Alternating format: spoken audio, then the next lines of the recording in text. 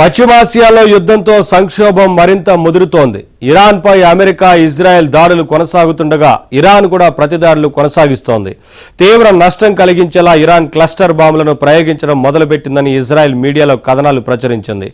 నిజానికి 2008 నాటి అంతర్జాతీయ ఒప్పందం ప్రకారం క్లస్టర్ బాంబులను ప్రయోగించడం తీవ్రమైన యుద్ధ నేరం కిందకు వస్తుంది. అయితే ఇరాన్, ఇజ్రాయెల్, అమెరికా 3 దేశాలు కూడా ఆ ఒప్పందంలో లేవు. یا خدا آسمونو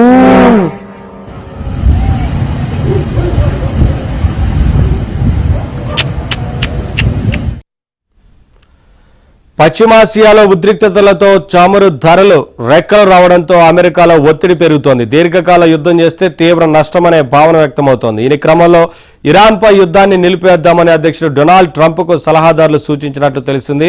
భారీగా పెరిగిపోతోన్న చమురు ధరలు, మరోవైపు కొన్ని నెలల్లో అమెరికాలో చట్టసభ, సెనేట్ ఎన్నికల నేపథ్యంలో యుద్ధం నుంచి బయటపడే వ్యూహాన్ని అమలు చేయాలని కోరినట్లు సమాచారం. ఈ మేరకు అమెరికాకు చెందిన వాల్ స్ట్రీట్ జర్నల్ తాజాగా కథనం ప్రచురించింది.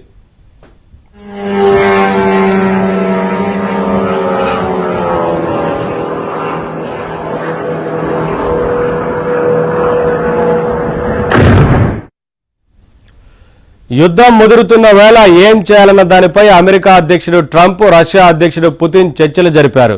ఈ సందర్భంగా యుద్ధాన్ని త్వరగా ముగించే దిశగా ట్రంప్కు పుతిన్ పలు ప్రతిపాదనలు చేశారు. ఈ మేరకు రష్యా అధ్యక్ష కార్యాలయం క్రెమ్లిన్ ఒక ప్రకటన జారీ చేసింది.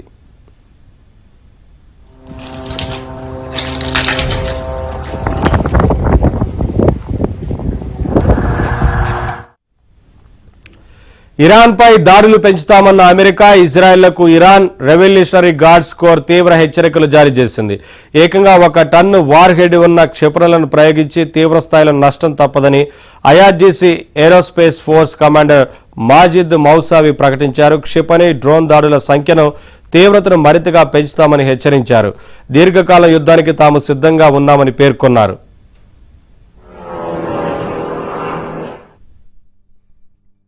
از دولت‌های کشورهای اسلامی انتظار می‌رود هرچه سریعتر آمریکای جنایتکار و رژیم وحشی صهیونیستی را از چنین اقدامات بزدلانه ضد بشری برحذر دارند تا شعله‌های آتش و جنگ بیش از این گسترش نیابد. در غیر این صورت اقدامات مشابهی در منطقه صورت خواهد گرفت و اگر تحمل نفت بیش از بشکه‌ای $200 را دارید این بازی را ادامه دهید.